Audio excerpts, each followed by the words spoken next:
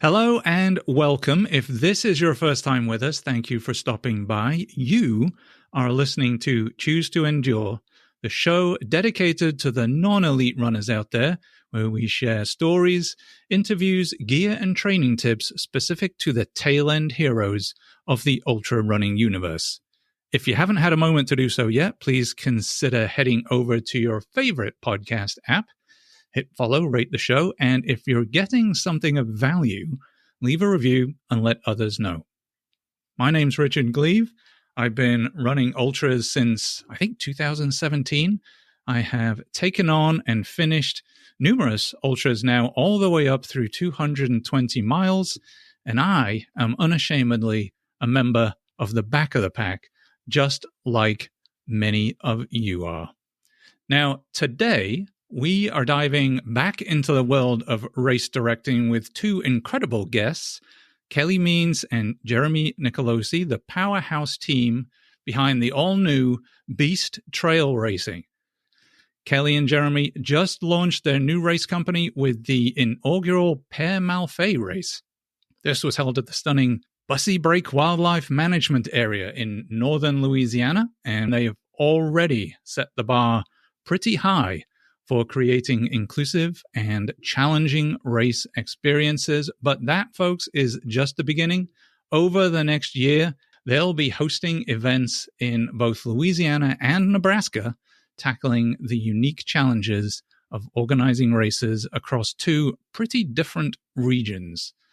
We'll explore their motivations for starting Beast Trail Racing, what it's like working together as an engaged couple, and how their experiences as ultra runners shape the events that they have created. Plus, they'll share behind-the-scenes stories from the Père Malfait race itself, insights into what makes their races special, specifically for back-of-the-pack runners, and the trials and triumphs of building a race company from the ground up. So, if you've ever wondered what goes into bringing a trail race to life, or you're looking for your next epic adventure, this is going to be an episode for you. Stay tuned. It's going to be an inspiring ride, and we'll be right back after this. Discover raw, inspiring stories from runners who've been right where you are. This is the Choose to Endure Ultra Running Podcast with your host. He's English, not Australian. Richard Gleave. All right, Jeremy, Kelli, welcome to the show. Fantastic to have you on. It's been, I think, a few weeks now, at least, since the Père Malfait race. How are you guys doing?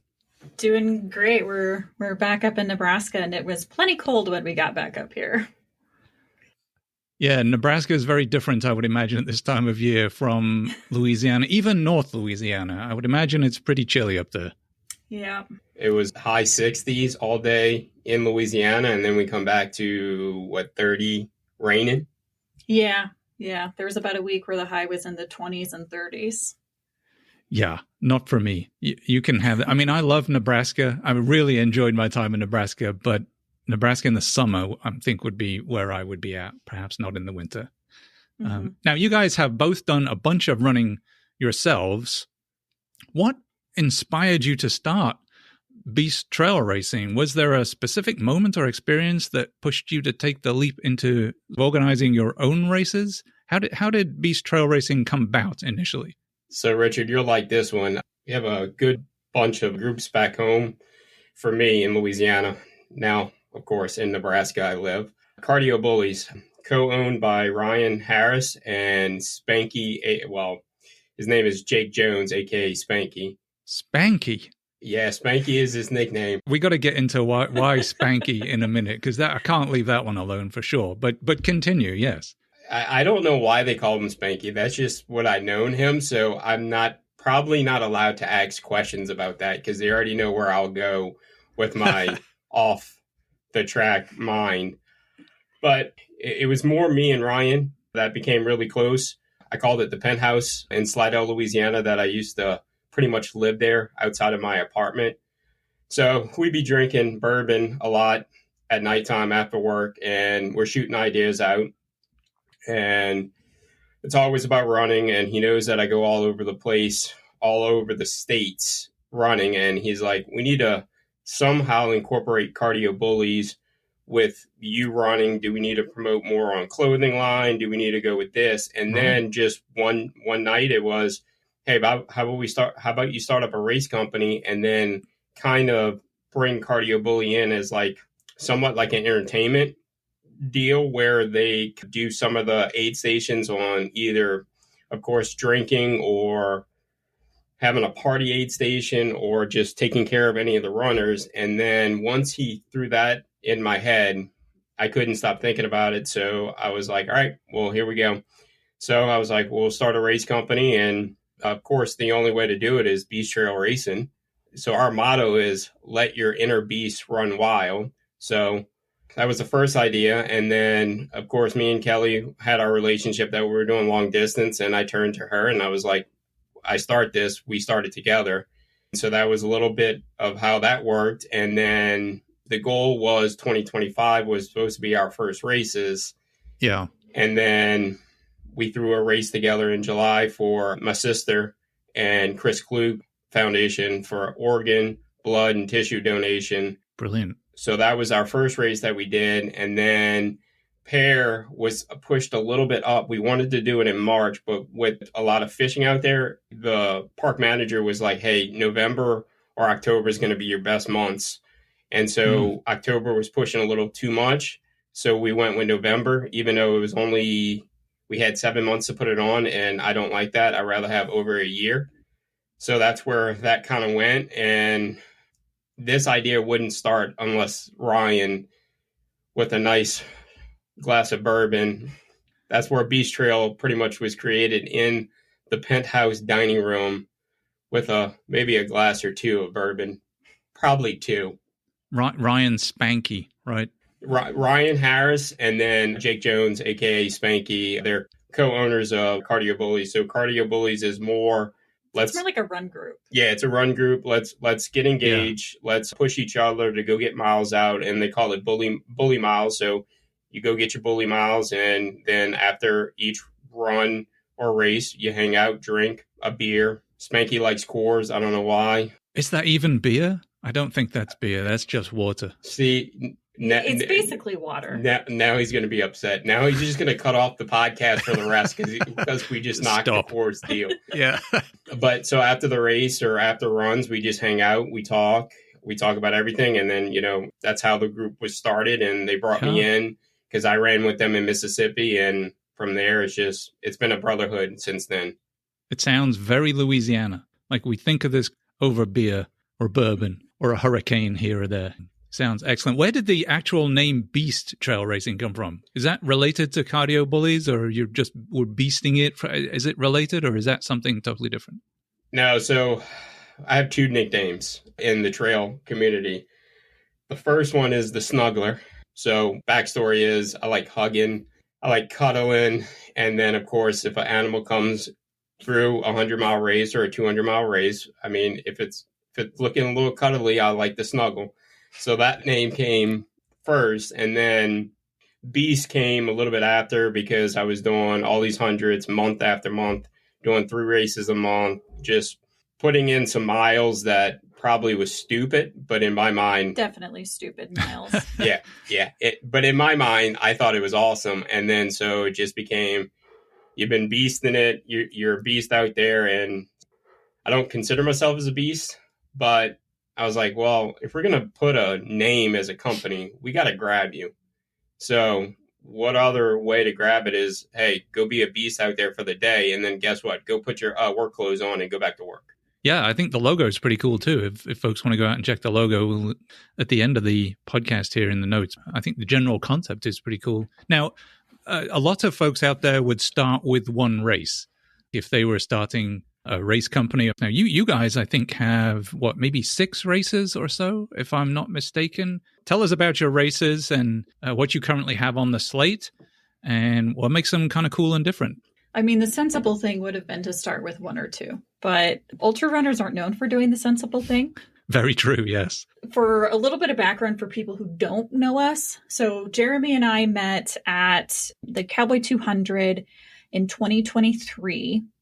He was running with a friend of his, and I was volunteering at an aid station. Well, a few aid stations. And then we sat down and had some time to talk at the finish line as we were waiting for everybody else to come in. And then we kept talking. He moved up here in August, and in July, a couple months or about a month before he moved up, he proposed.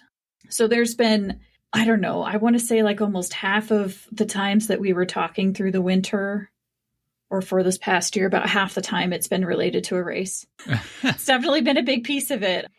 But we'd be talking and all of a sudden, oh yeah, I had a new idea for a race. And there's, I don't know, you probably have like 4 in the back of your mind that we just don't have an actual day picked out for. To be exact, I got 3 more Nebraska races in the back of the tank. And then we might have a Mississippi race getting thrown in there. And then maybe 1 more Louisiana. I don't know if I can push 6 Louisiana races. So we have 5 Louisiana races and 2 Nebraska races. Of course, you got to go big or go home, right?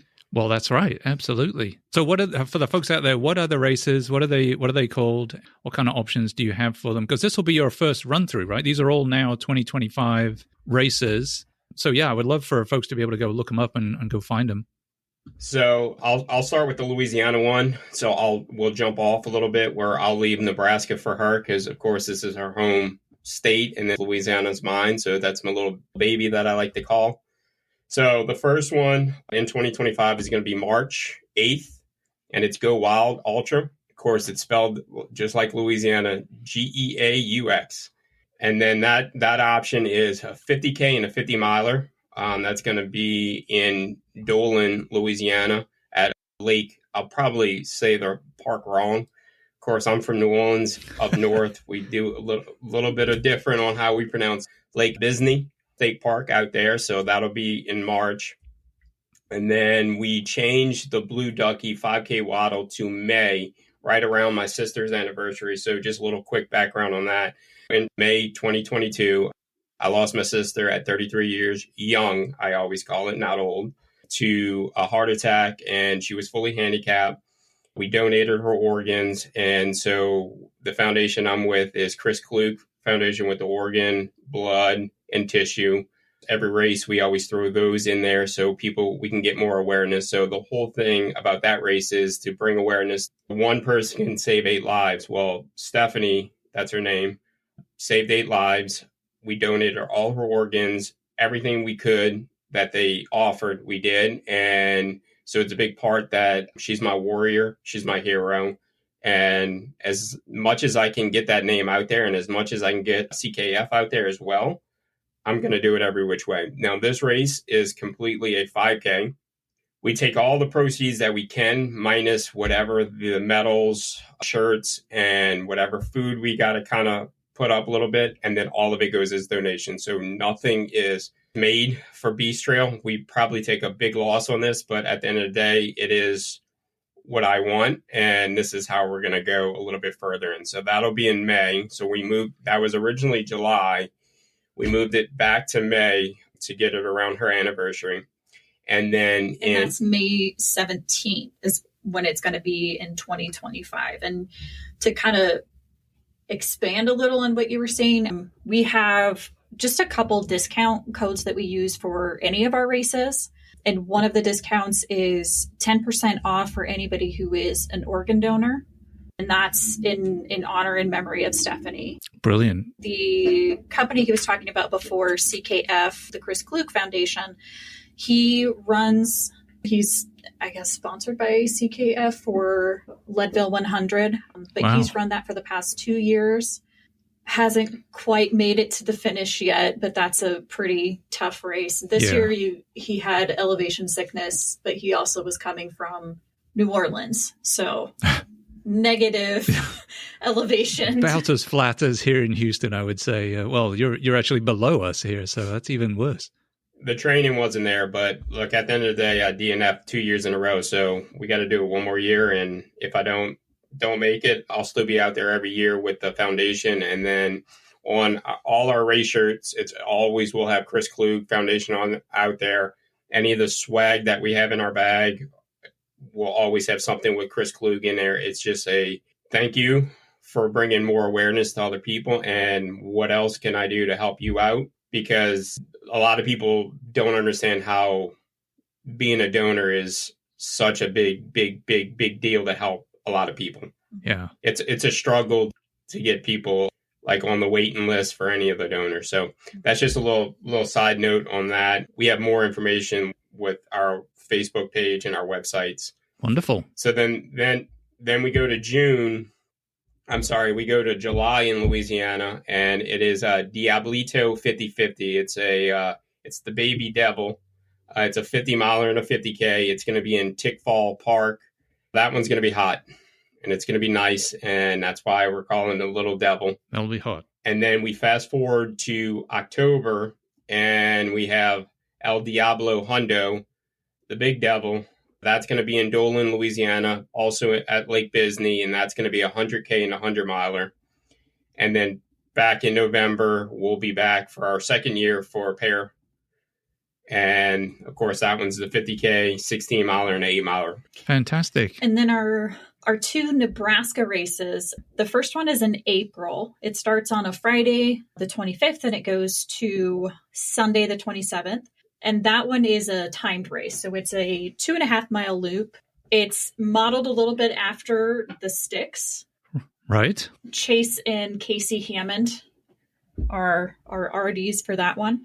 But it's through my dad's cow pasture. So that's where the name No Bull Around came from. And we have 6, 12, 24, and 48-hour time frames for that. And that is going to be outside of Meadow, Nebraska, which nobody knows unless maybe you are from this area or you've done the Cowboy 200, and it's one of the unmanned stations that you run through. I had to look it up, and I saw it was on the Cowboy course, and I was like, man, I don't remember running through Meadow Grove. Yeah, there's not a lot that's there because it was an unmanned. The first one that you guys go through is Battle Creek, and then the next one is Meadow Grove, and then it's Tilden. So it's that one that it's probably really easy to go through. The other Nebraska race that we have is June 14th. It's No Shame Shindig, and that's going to be at Willow Creek State Recreation Area. And that's just it's like a man-made lake reservoir. Okay. And it's about an 8-mile loop. And we're going to have it's a half marathon, 50K, and then we're going to do a 50-miler out there because there's not, like in Nebraska, there's not really a lot of actual ultra distance. Yeah. There's the Hitchcock experience. There's some Hitchcock runs up there, which are awful. They're really rough. It's a lot of elevation. It's in December, I think, usually. It's like not. Wow. December in Nebraska? I think so. I think that's when Hitchcock is. It just happened. Yeah, it just happened. So it's December or late November. Oh, that's bold. Yeah, that's part of it. But if you're wanting to get started and you've maybe tried a 50K, you maybe want to go a little bit further into a 50-miler, there's not really anything around here. And so we decided to kind of bring that to Nebraska, and that's why we decided to do that distance. Like I said, it's roughly an 8-mile loop, and so it's going to be pretty easy as that first experience with it. We've got a pretty generous time limit, 14 hours, I think. And then we're going to have a main aid station and then like a water station about halfway through. Similar to Pear. Yeah. Which worked very well, I should say, for folks out there. Now, you guys, so I love the races, and I love that you're taking a chance and getting out there and doing some of that, especially, I think, in two places in Louisiana and Nebraska that you wouldn't think about necessarily as being hotbeds of ultra running right out of the gate. Louisiana has a couple of fairly well-known races, but I love that you're putting more races in Louisiana and kicking some off in Nebraska. And even, I think I'm on one of the Cowboy pages too, and it's really cool to see more and more Nebraska people signing up for like the 100-mile and the 200-mile for Cowboy, never mind anything else. So I really love that you guys are trying some races, in places that mean something to you to encourage other people to get out and take a chance and do a short distance or just kind of get the experience going. I think it's fantastic. Now, you guys mentioned being engaged, so congratulations on the engagement first off. Thank you. Thank you. I've kind of wondered this, but does being engaged, does that influence how you guys work together in organizing races? Do you find your personal relationship brings different strengths to the business, as it were? I think it's because we live together. It's something that we can kind of work on it whenever we have time to do it, because we're both pretty busy. He's a manager at a grocery store, and then I'm telehealth therapist, and then I also work at local YMCA part-time. I don't know, this is like my third job. Like, it's just, we're both very busy people, and then trying to get training in on top of it. It makes it, I think, doable that we live together. We can work on some of these things together. And then, like, our strengths, I think, are really opposite of each other, which works really well. Right. I'm not a marketer at all. And that's very much what he does. You worked in sales for a really long time. And yes. I have my English degree. And so anything that has to do with writing, like I write the runner's manuals and things like that. And getting the aid station set up is one of the things that I did at Paramount Fay, and kind of getting everything organized, because I feel like that's something that I do well, having kind of started in the ultra area and volunteering. And he's the chef. He cooks probably like 99% of the things in our house. And so he did all of the cooking, I think, at Pear. And I do want it to get into that as we go here, as we talk a little bit about the Pear experience as your first race. I mean, the menu that you guys put out for that was insane, and in a good way. So put a pin in that one, because I do want to chat about that. But I imagine you guys kind of sitting at home, kicking around an idea and waking up one morning and be like, hey, you know what? I just thought, what about a race here? What if we did this here? And I just feel like maybe that's a better experience because you are both right there. You can sort of bounce off each other somewhat, where, you know, business partners may or may not have that opportunity, perhaps. I don't know. A lot of the races that we already have are ones that he thought of. Almost all of them. I think the 2 Nebraska ones, I came up and said, hey, what if we do this at these places?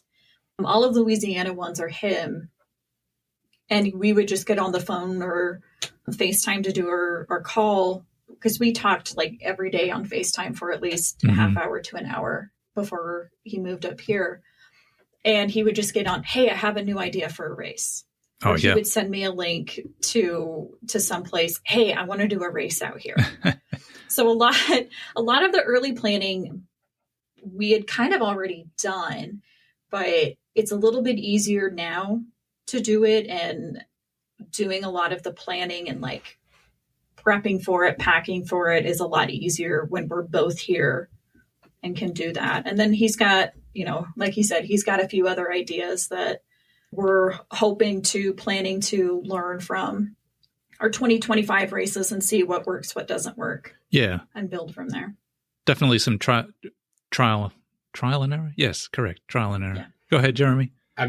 I'm told we have to go through 2025 before I can throw any more races out here. But That doesn't mean I can tell you that there's going to be more races, and I already have names for most of them and already have distances for them. Just that's how it works. It's in the bank. It's all saved. And then she just says, hey, I can't deal with no more races right now. Let's hold on. You got racing through 2025. I got racing through 2025. Let's just hold on. And then we'll talk about it for 2026. Perfect. But I got races all the way that I got planned for 2028. So that's how far in advance that this is. And it's not just, hey, we're going to do a race and then, hey, call it a day for a week, right? Yeah. There's multiple planning on it. I feel like if you throw a race together, it's not going to work. You need to do research with it. You need to plan it out. Does it get aggravating that we talk about it 100 times? Yes, it will be. But then at the end of the day, somebody will realize how much planning we went through the race and how much that we cared for it and understand that, hey, this is not just us for 1 year and then we're done and then we're going to go set sail somewhere else. Now, this is going to be a very long process that it takes time, frustration, patience that I do not have. That's where she is amazing at, because my patience is very limited. So it works great on that. And that's where our strengths are is, yes, she does a lot of the volunteers. She knows what a lot of people need. I know how to market. I know how to throw in stuff. I know the courses, what needs to be done. And then she'll come in and throw it and sprinkle her little knowledge of stuff, or her English major, because I am horrible at English. I'm told that I got to use chat box all the time because nobody can understand anything I say. So that's where our strengths are. And we understand not to step on each other, but we also do understand that your opinion matters, and we'll talk about it. And if it's going to work, it's going to work. If it doesn't, then we won't do it. Yeah. Well, talking about, is it work? We said Pear was your first race. It's like the opening gambit here. So let's talk a bit about that race and how it went from your perspective. Because, I mean, you touched on here, I don't know that we as runners necessarily grasp all the things that go into planning for a race behind the scenes. We kind of show up, we run the race, you know, and we go home and we may chat a bit, but I really don't think a lot of people out there understand all the behind the scenes, everything it takes to put a race on. So Père Malfait, that was your first race. Let's talk about that for a minute. How did you go about choosing the location for that race? Was that something that you guys were looking in that area and saw that park and went to them? Or, I mean, how did you come up with, I think it's Bussy Break, as a location for any race, really? So I call it Bussy Break. It might be pronounced different up in Bastrop, Louisiana, North Louisiana. So the location was super easy on, hey, let's go up north. Let's not be in somebody's backyard. Now, of course, there is small races and some road races. Yes, we're in their backyard, but we're in trail racing. That's going to be totally different. I'm not taking away any of your deals or anything like that. So we didn't want to go to Natchitoches where Red Dirt is, or anywhere where there's already a pretty well-known and established race. Yeah. So our goal was, we didn't want to step on somebody's toes, right? So that was number one. So I sent out, and this is where it becomes, I maybe my patience worked well on this one. I sent out about 50 emails to 50 parks, give or take, locations, however you want to call it, for races. So that started in November of 2023. By December, I started sending out emails to a whole bunch of locations. Hey, can we do a race here? What can we do? And so maybe 10 people sent emails back to me. The other ones never did. So, of course, does your feelings get hurt? No. It's just, hey, let's go to the next one. So Daniel over at Bussy Break, it's a wildlife and fishery location. So it's not so much of a Louisiana park, but it's more like wildlife. He was the first to reach out to me. He told me that there was another park that probably would suit us better, but it was already stated that they've never had a race out there. So let's do something new if we're going to be new, and let's bring something up there that people don't know anything about, and let's give them some knowledge on the place. So he was the first to go back to me. That's when I said, let's do March and in 2025. And he said, no, March doesn't work with the fishing, because it's a big reservoir that the old paper mill company used to use to dump a whole bunch of debris in. And then, of course, that got shut down, I believe, in 2011. I believe it was. I probably am wrong on that. Just we'll go with that year.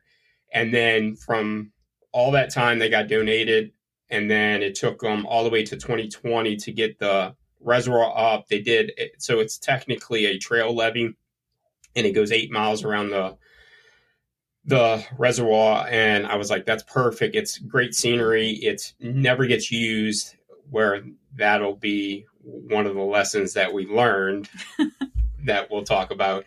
So that was the biggest thing right there on the location, is what's new. where races are not, and am I stepping on anybody's, or are we stepping on anybody's toes?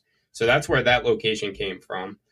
Then the other big thing was we looked at each other and we're like, hey, are we really trying to really make money for us to never work again? Or are we doing this for passion? And it was completely, I'm doing it for passion and Kelly's doing it for passion.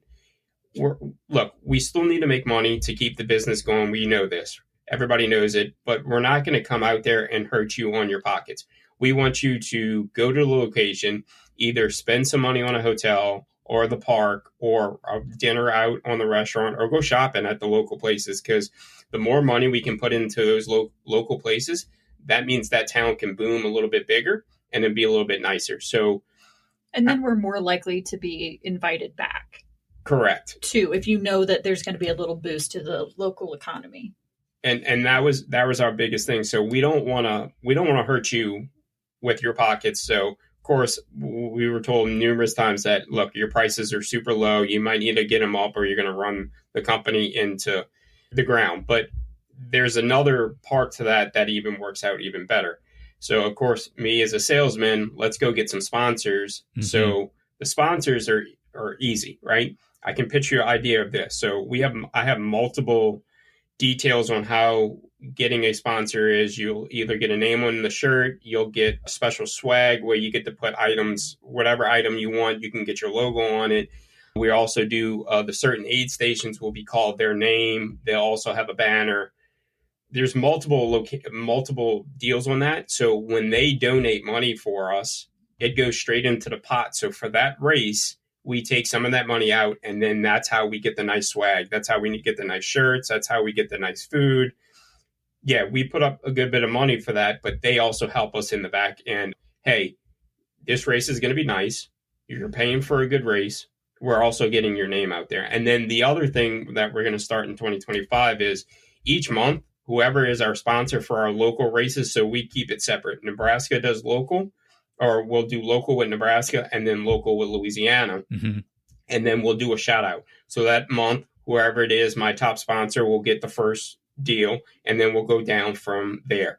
If you're a top sponsor, you get on top of the shirt. You also get top of the aid station or whatever when we do. Like, you get, the more money you put in as a sponsor, the more benefit you get. And then even the lower ones that do a sponsorship, so just say $50, $100 for the year, well, they'll still get their name on the shirt, but they won't get as much notoriety as our big sponsors, because of course they paid for what they're doing. So all that kind of works in, and that's where a lot of the small details that people don't understand, that, yeah, I don't go around telling you about it, but with the podcast to understand how to do it as a race director, I'm going to tell you exactly how this works, and it did. Now, we know year one, we're going to take a loss. There's always going to be a loss on year one. Year two, we build on it, because then we're going to have inventory with shirts, medals. Yes, we'll change up the logos every so often. We'll change colors of shirts, but year one's going to be a loss, and we already know that. That's what is a benefit of understanding and starting a new company, is you can take a loss up to 5 years and then go from there. And some of it is just buying things that you're going to use throughout, like buying a flat top grill. That's not something that we're going to need to purchase every year for every race.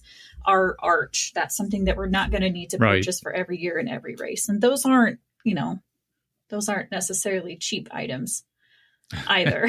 For sure. But the turnout was good, I think, for a first race. I mean, from your perspective, How do you feel like the race went? And then secondly, you guys sent out a survey after the race. I don't know that I've ever had a survey after a race before. So I thought that was a cool idea. Did anything surprise you when you read the feedback? From my end, and I did most of the taking times down and making sure that the aid station was running as well as we could. I feel like that part went pretty good overall. The biggest thing, I think, was seeing how many new runners we had and new trail runners we had. Because that was a big thing for us too, is one of like the core values, I think, maybe behind Beast Trail Racing is trying to get more people involved in and interested in trail running and ultra distances. You know, you've kind of talked about being a back of the pack runner. I'm a back of the pack runner. I have narrowly missed being DFL. I don't even know how many times, many times. Yeah. And I joke that I DNF'd on pacing at Red Dirt. I had an injury when I was pacing someone. Oh, I heard this story. Scott and Kurt came on and told us all about Red Dirt experiences with you guys. Yep. So my joke is that I'm so good at ultra running that I DNF'd at pacing. But it's very intimidating, I think, for a lot of people to come into it. So we have really generous cutoff times on purpose. That's one of the big things that we wanted to do.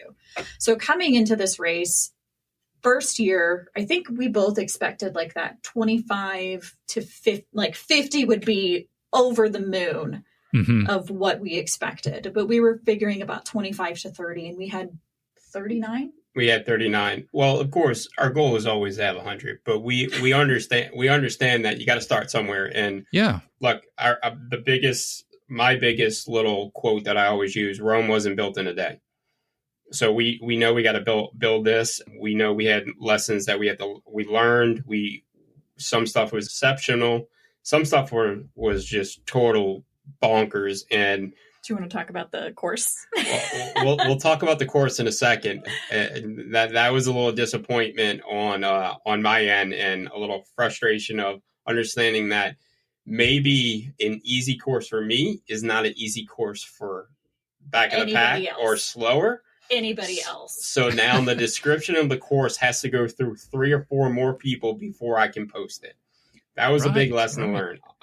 Understanding that if it's an easy course for me, it might not be an easy course for everybody else. Because he's a very technical runner. Like Red Dirt Ultra, he loved.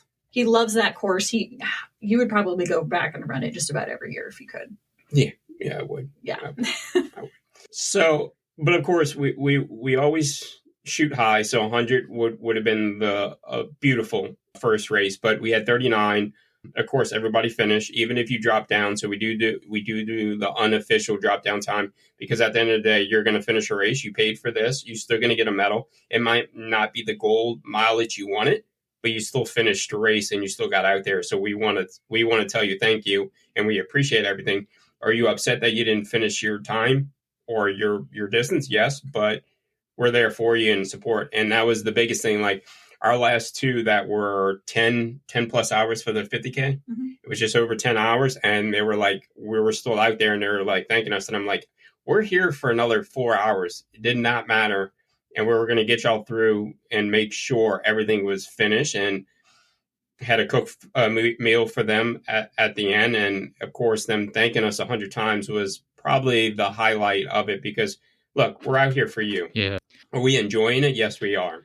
I mean, I've seen that a couple of times. There's nothing worse as a back of the pack person in particular, coming in and like maybe the last aid station is you're right on cutoff, and they're starting to break down the aid station while you're sitting in it, and they're doing the same at the start finish line. By the time you get there, the arch is all down, and because they want to get a head start on packing the thing away, and I get that, I do, but and we did a little bit of that, but it was like we had a bunch of like peanut butter and jelly sandwiches made, and so we threw away part of it and left a couple if they wanted. Well, they were staled at that point. So they were a little stale at that point too. Probably still appreciated though, based on the amount of time those folks had been out there. And I love that you're doing that intentionally, right? So part of the essence of Beast is, you know what, we're going to make it a great race for everyone, and we're going to wait for everyone because they deserve as much attention coming in as the first people coming through.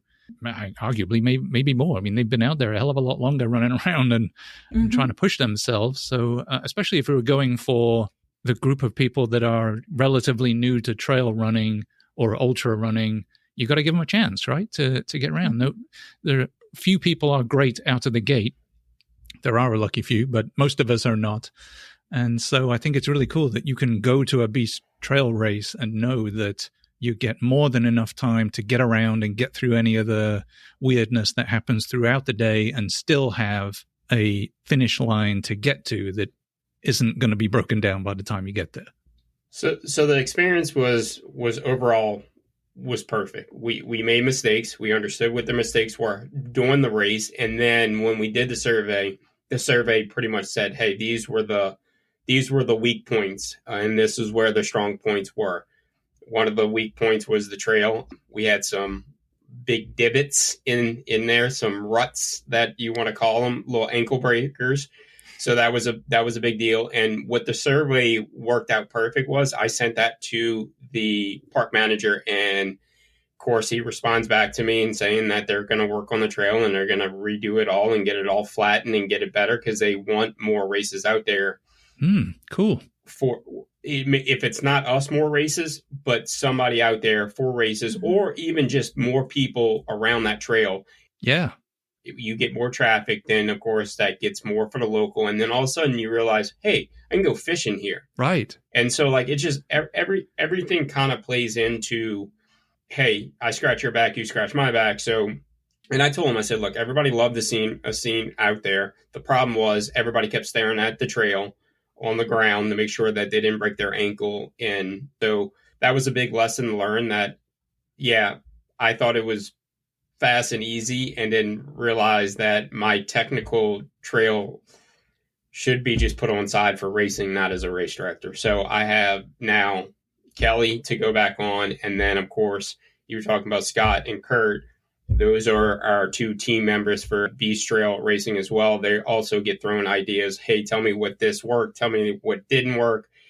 Tell me how I need to reword this. And we go from there. So it's more of, hey, let's back up the reins a little bit on, hey, I want to describe everything. Let other people talk about it and then put it in a nice description. So that was one of the issues was the trail. And then I clearly misunderstood the cooking the pizza on the griddle. That was a horrible idea. Pizza was great. It just took too long to cook. So now if we're going to offer pizza, we have to order it. There's no way I can cook it. Everything else worked perfect, but I missed a couple of runners coming in to not be able to take pictures because, of course, Kelly's doing the time. She's also taking care of the volunteers. She's volunteering at the aid station, getting people food, drinks, and stuff like that. While I'm on the grill trying to cook, that was clearly way too much long that I was on the grill. So that's going to be eliminated. And then also I'm going to prep a little bit different, and then we'll have more warming plates. So, hey, I can cook a whole bunch while you're on that one loop. And then I can focus more on helping Kelly at the main aid station, and then also taking more pictures. And then the other thing that was a boo-boo mistake that turned out to be a great idea now is when we did the trail cam, somebody decided to not put pictures, but let's do a camera of a video. So that turned into a great idea. Now let's be honest here.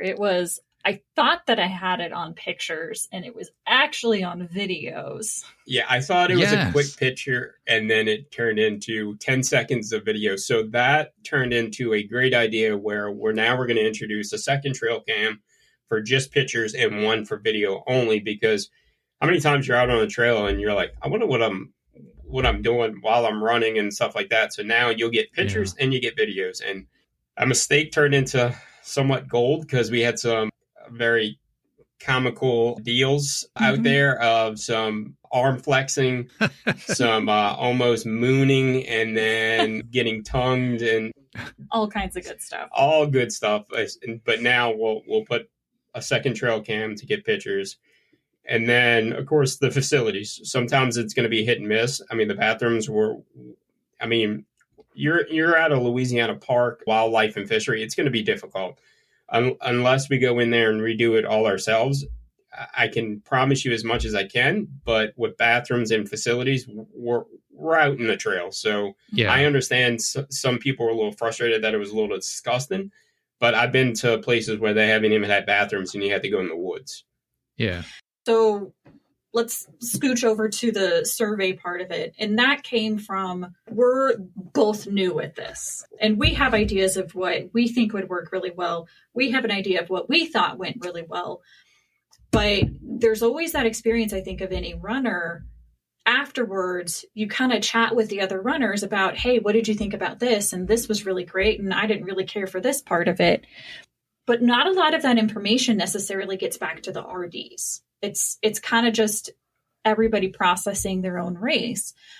And we wanted to give people the chance to do that and learn from what everybody thought. And a lot of it, I think, we weren't necessarily surprised by. There was a lot of really good feedback on it. A lot of people liked most of it. The trail was one of the things that a lot of people talked about, which we knew kind of after that first loop and people kind of talking about. And I think you had said, somebody said there was pigs that had gone through. Ryan, the park manager, said it was hogs that ran wild. Right. And there was hogs out there. I saw it when I was marking the course, but I didn't think too much of a big deal. I mean, there was deer out there too, and then there was Walter. Walter was lurking. Explain Walter for folks that don't know Walter. Walter is the king of Boosie Break. He's got to be 15-foot alligator out there. He's a big monster. He just kind of hangs out and he lurks, and just make sure you don't try to go pee right by the water because you're getting pulled under. Yeah. Yeah. So Walter's our unofficial mascot out there. He was cheering everybody on. He was trying to grab some of y'all, but it didn't work. But yeah, just the survey was kind of intended as what can we improve on, what's working so that we don't change the things that are working. Mm-hmm. And I don't think we were necessarily surprised by anything that came back. The only surprise, but it was a good surprise, was actually the unmanned aid station was key for so many people. Yeah. So it was originally intended for 4 miles, but I had to push it further back to get a little bit of shade for y'all so you weren't in the sun, even though we had a canopy. But we had water there, ice, and then we had electrolytes, and then we had a couple of snacks, and everybody said it was key. Like, it worked perfect because, yeah, you're an 8-mile loop, but it got hot during the day. Like, we were cold in the morning, and then that heat picked up, and people just started getting hot, and everybody was like, it was perfect because once you got to that 4 mile, you're like, I just need something. I need something salty. I need something fruity. I need something just to get in my system. And then it worked out great. Even for the 8-milers, they loved it. And then the 50Ks, they said it was the best thing. So like even though we got small loop races, we're still going to put a second unmanned location. And look, if we waste some water, we waste some water. It's just that's where we're going to go with it. And we want to give you an option that you have another spot to refuel, stop for a minute, get onto the shaded canopy, anything like that, just to kind of help you out a little bit. Yeah, for sure. And I'm glad you pushed it a little bit back because it was sort of a mental thing too. Like first of all, I got to get to the aid station, and I know in my head the aid station's at halfway, right? But it's actually not. It's a bit further than halfway. So the second half always seemed a little less than the first half getting up there. Because so it was a nice little, because it was, you're right. So it was a nice little mental break too when getting to that spot, kind of sit and reset, grab whatever you need, and then get off around on the second half of the loop. And we tried to balance it because I'm the organization person. Like when I go for races, I have little Tupperware tote things, and one of them is labeled shirts, and one's labeled shorts, and one's labeled socks, so that I can just grab out of there what I need. And so when I was setting up the aid station, I had one pan that was Ziploc baggies of all salty stuff and one that was all sweet stuff. So if you knew, because when you're running, you don't always know, I need M&Ms right now, or I need pretzels right now. I need something salty. And you can kind of go there instead of having to look at all of the things. So we tried to balance that too at the unmanned station with having a little bit of salt. There was electrolytes that were going to be helping with that. And then having some sweet as well, because one time you might need salt, one time you might need sweet. Yeah. And actually, I think it worked out great. And I think earlier on in our chat here, I said, put a pin in the food, but I think you guys went way above and beyond on the food side of things at the start finish line there. Jeremy, with you, I mean, you were cooking. I think every time I came around, you were cooking something. And just the food options out at that race were incredible.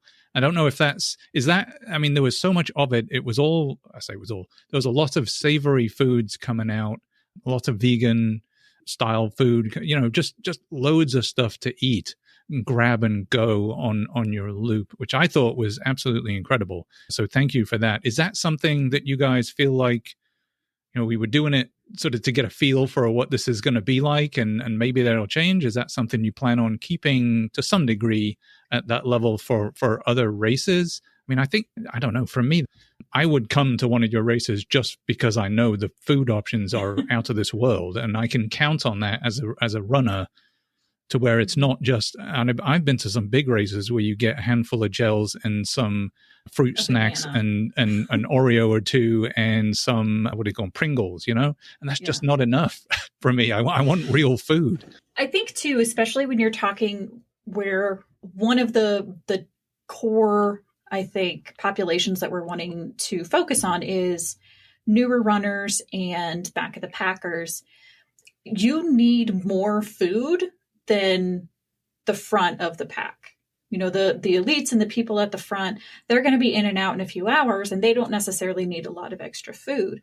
When you're out there twice as long as the first place runner, you need twice as much food because you're there that much longer. And so having something hot when it's starting to cool down at the end of the day, or having a meal when you finish instead of just getting a banana and a Gatorade to go. Well, and that's what it is. So yes, back of the pack is what we're gearing for, but we're also gearing for if somebody wants to go PR really quick and stuff like that. But at the end of the day, we had multiple fast runners finish, and then they picked out, and not in a bad way or anything like that. But hey, they didn't eat during the race, but then they ate a whole bunch after. So I've been to a lot of races. There's some good races, and then there's some really races like, how do you run out of Coke? How do you run out of peanut butter and jelly sandwiches? How do you run out of ice at Leadville? I still don't understand that. There's no ice at Leadville. I don't understand it. No, they don't even offer it. I know. It's ridiculous.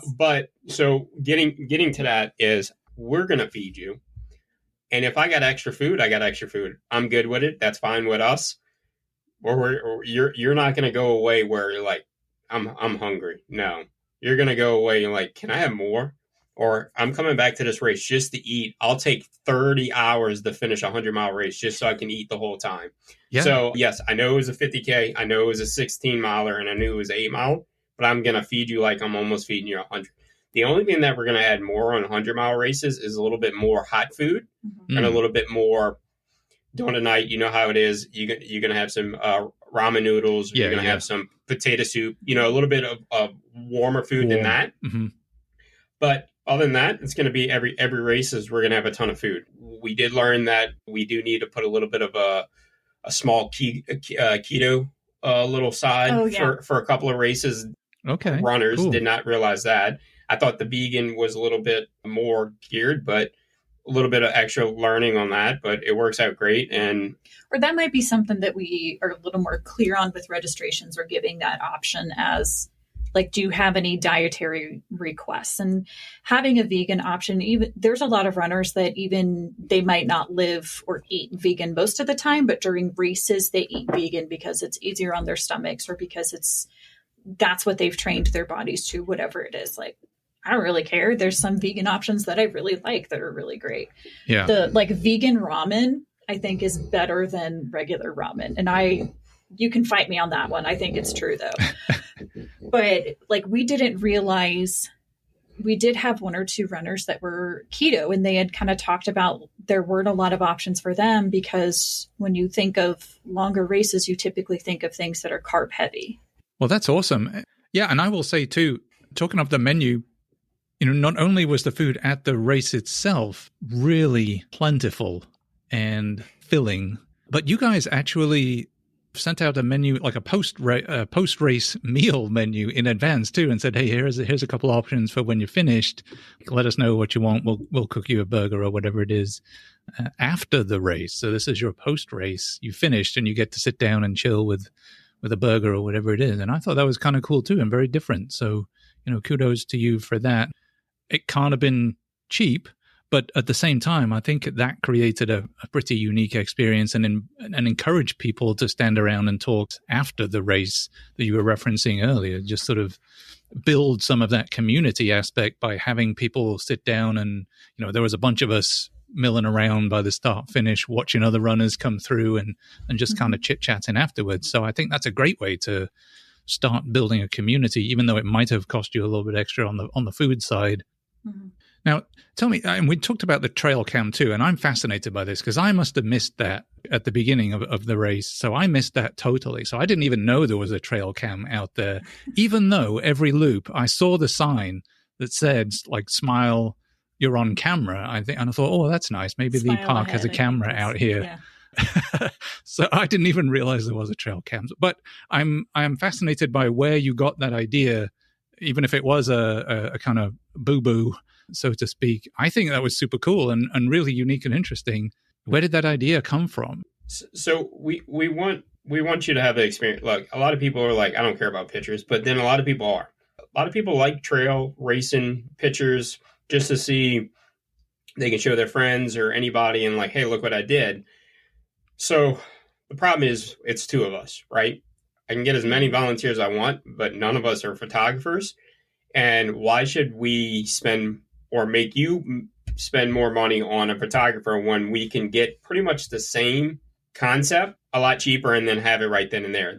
The trail cam kind of came from Sticks with Lisa and Renee, where they pulled it out there. We were thinking of some kind of way to get a camera out there. We just never thought about the trail cam. And then they had it out at the Sticks and we're like, that's a great idea, because now it's going to be pictures after pictures. And then it'll give unlimited on the trail. Like, I can take pictures at the finish line, but some people want that during the race, in the middle, wherever, how tired you are. They want to see what they look like. And it might be a horrible picture or it might be a great picture. And so that's where that idea came from. Lisa and Renee were key for that on the trail deal. But I knew I wanted to have pictures out on the trail. Yeah, and I was glad you put it out there because, it's great to have action shots. It's weird to see yourself running when you look back on it and think, oh my God, is that how I look when I'm running? No wonder I took like 5 hours to 6 hours in my form. case. Yeah, like what am I? What I need to work on some things there. But also, I got to see, because most of the time I saw Scott Weidenbacher sat in a chair, but I got to see actual evidence that he was on the course at some point, even though it was maybe only one loop. So I'm glad it was there. Yes, there was some evidence that there was one loop. I mean, he wasn't running, he was walking, but he was there on the camera at least. So we have a December challenge. I call them the boys, Scott and Kurt. So it's $30 in the pot. Who gets the most mileage? Right now, Kurt's leading. Scott, we got to push Scott a little bit. We need to get him a little bit more motivated. Brilliant. So now he's got redemption to go wild. He's going to do the 50-miler out there. He says he can't DNF it again. Now, is this mileage including training or just purely race mileage? No, it's training miles. So we included walk-in miles and running miles. Yeah. Right now, I think I'm in last place. Go figure. Kurt and then Scott and then me. So I'll turn it up a little bit. And that's what Kurt said. He goes, watch, December 29th, he's going to go do 100 miles just to beat everybody. Right. Probably so, just to be that person. And then look, I told him, as soon you can just send the $30 to the foundation, Chris Klug. You don't need to give me no money. I'm good with it. What a great way to raise money for a fantastic cause. It is, and we're so competitive with each other, and we try to push each other, and that's where they come in as a great team members for BTR. They know that we want greatness, and they know how to push it, and they're great people. Mm-hmm. Even though I'm going to win this challenge. Absolutely. Now, you guys talked about having volunteered at races quite a bit previously with the pair of you, for Scott and Kurt, but also other races as well, maybe for each other. Any tips for listeners out there who might be interested in volunteering either at one of your races or at some other races, especially if they're a little bit hesitant, maybe haven't volunteered before if they're new into the sport? Because I think that's a great way to see the sport, get up close to it without necessarily having to jump in and run kind of any big distance. Any tips for you guys? Are you looking for volunteers for some of these races? And if so, who would somebody contact if they were interested?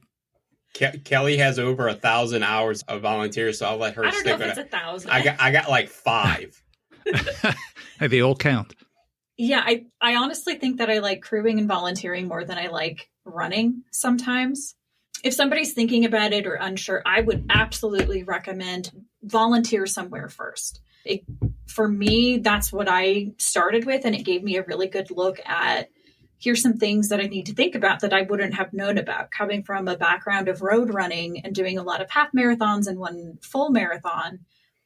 Things like, oh, my feet are going to swell quite a bit, so I need to get a half size or a full size bigger shoes if I'm going to be running something longer. How to take care of blisters and things like that as you go through. Learning how to fuel differently, those kinds of things. And then you meet probably some of the best people you're ever going to know on the trails. I like road running, but I think once you get into trails, into ultra distances, the competition goes down. Like, not necessarily that people aren't competitive, but it's very much a feeling of everybody wants you to succeed.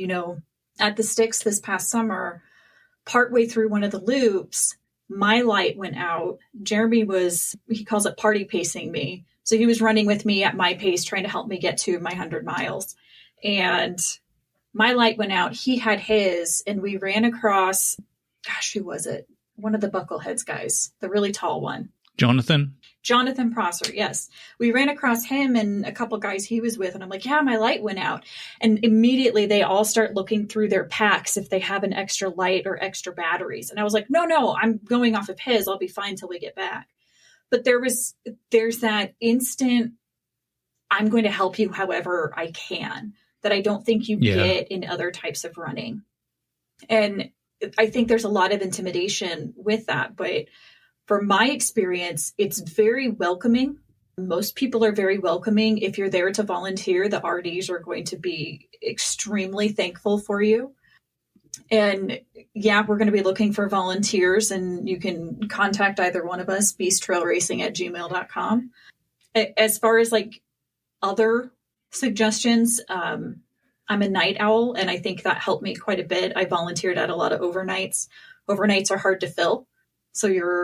I feel like it's a little bit less hectic because most people do end up taking a nap at some point. And it's most people's circadian rhythm. You're going to take a nap or you're going to rest at night more often. You get to spend more time talking with people, I think. Well, and then for Pear was great because the two that came in at the last, for our 50K that came 10 hours plus, one of them, his knee was messed up or his leg was messed up. And of course, my volunteer comes as pacing, and it's also, I can be around you and understand, hey, you might be a little hurt, you might be a little sore. Take 10 minutes. You got plenty of time. And that's what it was. It was after loop 2, and they had plenty of time to finish. You could walk it and be done with it. And so that's where, like, being the whole thing with the party pace and volunteer deal is, hey, I'm around you this whole race. Let's not just call it quits yet. Take a little bit, understand where you're at, process it a little bit, and then come up to me. And then that's where, like, if you volunteer, you can understand that a lot more with runners coming in each race. So Kelly deals with that part on her end. I deal with it a little bit more on the inside, the racing deal where, hey, you're in your head. Let's back out. Let's go do something. Go grab a drink. And look, sometimes you got to tell somebody to go grab a beer. Drink a beer real quick and then figure it out from there. And then that's how it works a lot of times. So with volunteering, it probably would be better to volunteer first and then kind of understand where, like, hey, where multiple racers come from, and then take it from there.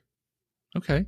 Very cool. Very cool. And I got two kind of final-ish fun questions for you, and then we'll kind of let you get back to the rest of your evening here. Number one, what is something or one thing that you would like our Back of the Pack audience to know about your races or your journey as race directors?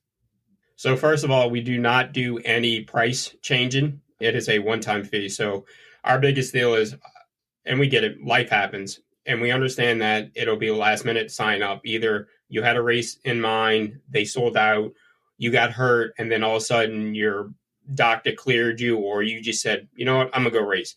So we don't want you to think that we will make you pay for more. So whatever the fee is, it's going to be the fee all the way from open to close registration. That's number one. That's where, hey, I don't know if I'm ready for a 50K. I don't know if I'm ready for a 100-miler. I don't know if I'm ready for any of this, but maybe a week in before the race starts, 2 weeks before it, or even the month in, hey, I'm ready and I'm going to sign up. You shouldn't have to pay more money for that. Like that's our biggest thing. I'm not knocking any of the other race directors that do it. I understand why they do it, but that's just where we're at. And we understand that we'll get a whole bunch of late minute signups, and that's fine. And that's what we like about it. And we'll make sure that you're taking care of that point. And then the other thing too, with the pricing is we give you 25% on military, retired or active, and then 25% on first responders. And then of course, like Kelly touched, the 10% on donors. And that's just a thank you for all y'all do. And then this helps you out where you save a few bucks. Does it hurt us? No, because we already had our prices, what needs to take care of, and we're not looking to get rich from y'all. We want to include y'all in all our races, and we would love for everybody to come a year after year and do multiple races with us where you just can't just have to save up for one race and then go from there.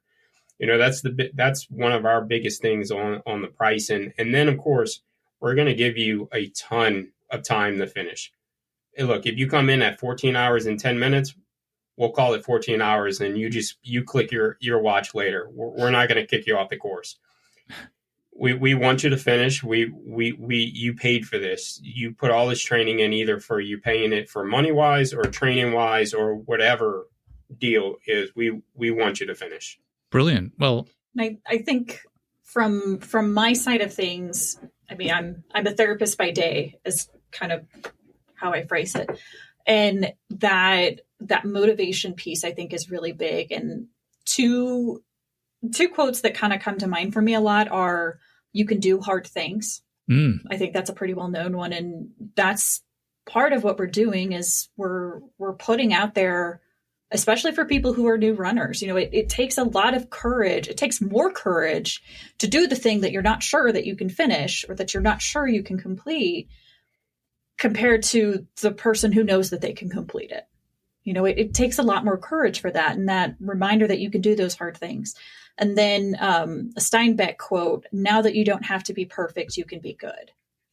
And I think that's really true in running and in racing, because your race is never going to go perfect.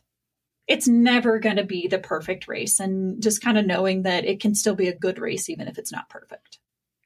Absolutely. And that's part of the reason I do ultras. It's because even at a 50K level, and 50K is not an easy race. It's still 5 miles more than a marathon. It's still a pretty long way. There's no guarantee of finishing any race. And I love that. So you have to go in and earn it every time and wind your way through the myriad of things that can go wrong and problem solve and figure it out on your feet as you're going, whatever challenge you're having. And that's why it's part of the reason why I love ultra running. I'm never going to win anything, but I love the challenge of every race. And hell, you could go run the same race 3 times and have 3 completely different experiences and have to problem solve along the way on every one. And so I think that's really unique and a really cool thing for ultras, as opposed to a marathon. You know, most marathons are relatively flat road races built to go fast. You could go to a marathon in a multitude of different places and they all look relatively similar, probably with the exception of maybe Boston with its incline. Right. But most other stuff is fairly similar. They make it similar, right? Same with triathlons. But ultras, you know, you can have a really tough 50-mile mountain ultra, flat 100-milers, mountainous 200. I mean, it's all over the place. Beach running. And none of them are usually, like even the Cowboy 100 and 200, on the surface, it's a really easy race because it's very, very flat. In reality, it's a lot harder than that because it's completely exposed. You don't always think about things like that. And for me, as somebody who's had heat exhaustion 3 or 4 times, that's not a race that I think I'll ever probably be able to do just because of the exposure element of it. You know, there's not really a lot of races that are easy with no elements of difficulty. Absolutely. Well, the second question I had for you all is just a fun one. Since you are getting into thinking about and executing your own races, if you could design your dream race anywhere in the world, what would you do and where would you put it? I don't know that I have a dream race, to be honest. Like, is there a location that you're like, oh my gosh, if everything was cool, I would do a race there? I don't know if I have a location. The biggest thing for me is like, it would have to be a race that isn't super technical. I am not a technical runner. I come from road racing, like fairly flat, but also having some shade. Yeah. I think is probably about the most that I could put into it. I mean, we're going to go hard on this one. Oh gosh, yours is going to be awful, I'm sure. Mount Everest. Oh. Everest. Yeah, let's do a trail race out there. You got to climb all that. I'm not crewing out and back. I didn't say I was going to do it. I said I was going to put the race on. Okay. But then I'll be at base camp. But that one's going to cost a lot because we got to get medical and you got to get professional because that would be a fun race. That would be wild. Mount Everest. Yeah. I don't know that would be as fun for me, but you think Scott and Kurt would be on board? I think Kurt would. I don't know about Scott. Yeah, Scott would. We got to throw a little shade at him. How badass would it be to run Mount Everest? Pretty cool. Not climb it. You got to run it. Well, I think that's one of the interesting points, though. I think as race directors, at some point, you should probably run the races you're directing, if at all possible. Mm-hmm. And I only say that because I just happened to be scanning the Cocodona site a couple of days ago, just trying to get my bearings for what on earth I'm going to have to do to go run that race. And I noticed Jamil Khoury is running Cocodona this year, who obviously is head of Aravaipa Race Company. He puts on Cocodona, but he's actually out there. I think this may be his second time actually running the race that he is putting out there. So, kudos to him. But I thought, what a cool thing for race directors. I feel like you all should run your race to have that experience of what it feels like to be out there and to be able to relate then to everybody else that's trying to do it. But I get it's not always an option, but I think that would be kind of cool. Well, so now, Kelli, Jeremy, one of the things we encourage guests to do every episode here on the show is to choose a song to add to the free Spotify Choose to Endure playlist. Typically, it's something kind of family friendly. Maybe it'll lift you up, motivate you, or just sort of keep you moving while you're out on the trail. Do you guys want to tell us what song you chose and why, if at all, did it resonate with you? And so I had told Jeremy, you go ahead and pick this one. So we're kind of going through different songs, and I was looking through one of my playlists that I have, and it's all, as a woman, like it's all like female empowerment songs and things like that. And so the song that we ended up choosing came from that playlist, and it is Champion by Carrie Underwood, and I can't remember who else is on it. Ludacris. Is it Ludacris? I know why you picked it now. Why? Because you have a beautiful voice, and then Ludacris has a raspy voice like me. So that's why you picked it. Yeah, that's why you picked it. I think you're going too far with that, with the beautiful voice part. I like the explanation, though. But yeah, Champion is, because I think that's also, I think it's a good explanation of kind of our perspective from putting on races, is that's what we want all of our racers and our participants to think of themselves or to view themselves as at the end. Well, it's definitely, folks, a powerful song. If that's not one you've heard, get out there onto the playlist or Spotify or wherever you listen to music and go look up Champion and give it a listen. We'll get that added to the playlist so that you can do so. Kelli and Jeremy, thank you so much again for joining us.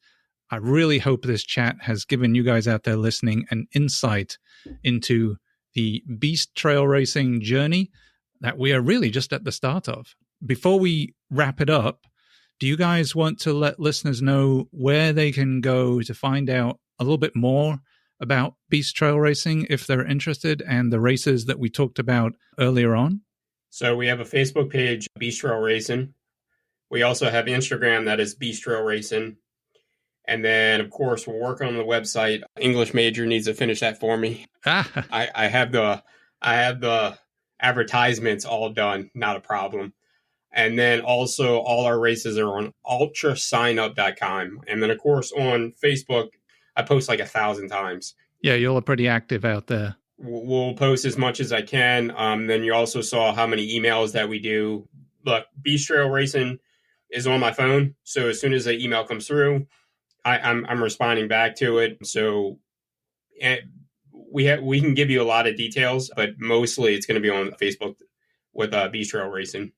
Perfect. Well, for those tuning in and listening, you can feel the passion coming through from the beach trail racing folks. And I do encourage you to get out, check out the Facebook page, check out the social media, explore what's on the calendar, go out to Ultra sign up and see if there's something that tickles your fancy, something that challenges you, something that gets you out on the trails. It's a fantastic way to support the Ultra community and experience what beach trail racing has to offer. And of course, I'll put all those links in the show notes if you have interest in doing any of that. While you're off browsing the internet, please don't forget to also subscribe to this show. That way you get notified every time a new episode drops. And if you're enjoying what you hear, if you're liking the content, please follow, share, and leave a review. That means the world to me. And the support helps grow the podcast, connects more runners to the community, and helps share information that amazing guests like Jeremy and Kelli give up their time to come on and talk to us about. You can find this show also on Instagram and Facebook at Choose to Endure, or visit us anytime at choosetoendure.com. I'd love to hear from you, whether it's just to say hello, suggest a topic, or share your story. You can also email me directly at info@choosetoendure.com. Interacting with listeners just like you is really one of my favorite parts of doing the show. So I really look forward to hearing from you. Until next time, run long, run strong like a beast, and keep choosing to endure.